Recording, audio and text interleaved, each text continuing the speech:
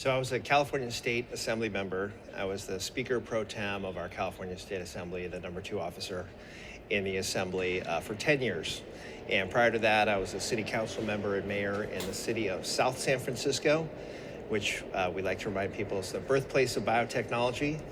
If you fly out of SFO, you'll see South San Francisco, the industrial city, big white letters on our sign hill.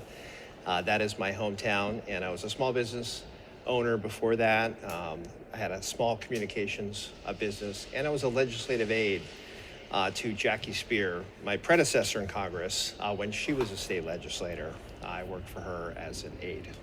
Did she give you any advice when you decided to run for this seat? Absolutely. There was no shortage of advice, thankfully, from Congresswoman Jackie Speier. She is an icon on the San Francisco Peninsula, given her 40 years of public life. She's got an incredible personal story. She is a household name, to say the least.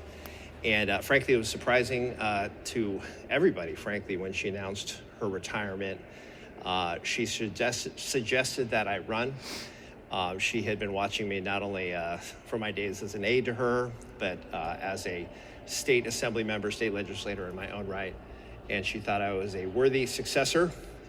So I decided to run, and really what motivated me was democracy issues, elections issues. I've done a lot of work on those issues in the California legislature, and our democracy is hanging in the balance here in Washington, D.C., and that's why I decided to run. But I have sought her counsel and will continue to do so as I get my footing here as a freshman in this big institution. Have you always been interested in politics and holding public office? Not always, although I am the product of some kitchen table conversations. My mother, when I was growing up, was a Republican. My father, a government teacher, is a civil rights era liberal. Government teacher, believed in civic participation. So undoubtedly that rubbed off on me, and continue to be interested in civic matters, obviously, as I find myself here at the Capitol. But way back when, I was a mobile DJ. Actually had the DJ nickname Cutmaster Kevy Kev, if you can believe that. I wanted to be a club DJ, wanted to mix records and be a radio DJ. That didn't pan out, so I found myself starting a small business and eventually finding my way into politics. But clearly, being the son of a government teacher who had the C-SPAN school bus, by the way, come to his classroom way back when, certainly that rubbed off. It is part of my DNA. Mom's still a Republican? Always a Republican? My mom is no longer with us. She did, however, convert to become a Democrat during the Clinton era. She loved Bill Clinton and became a Democrat. So there was some unified Democratic discussion from that point forward. Where do you trace your Democratic roots to? I mean, why are you a Democrat? Well, I believe in the role of government in helping people.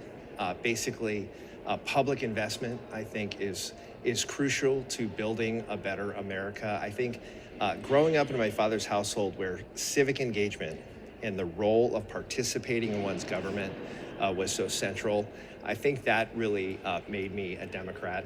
I think over time, I saw just the role that government can play in a positive way in people's lives, and as we deal with these economic challenges, working people and lower income individuals who need assistance from the government. I think that the civic participation piece is really at the core of why I'm a Democrat. Inclusive government, participation in government, participation in voting, lowering the barriers to participation in our democracy. That is all why I became a Democrat at 18, and I'm still a Democrat. Favorite artist, music? Favorite music artist? Wow, that's a challenging question. To the former because DJ. I have so many. You know, I'm so old school. I'm going to go back to my early DJ days and Run DMC, which the younger staff here may not even know that reference. But I was, when I began my DJ work as a mobile DJ, inspired by Run DMC and some of the early hip hop that dates back to the 80s now. So that's before their generation, but we'll go with that one for right now. I would say more broadly, U2 is my favorite band of all time, and hope to see them. I think they're back out on the road pretty soon, so I look forward to seeing them.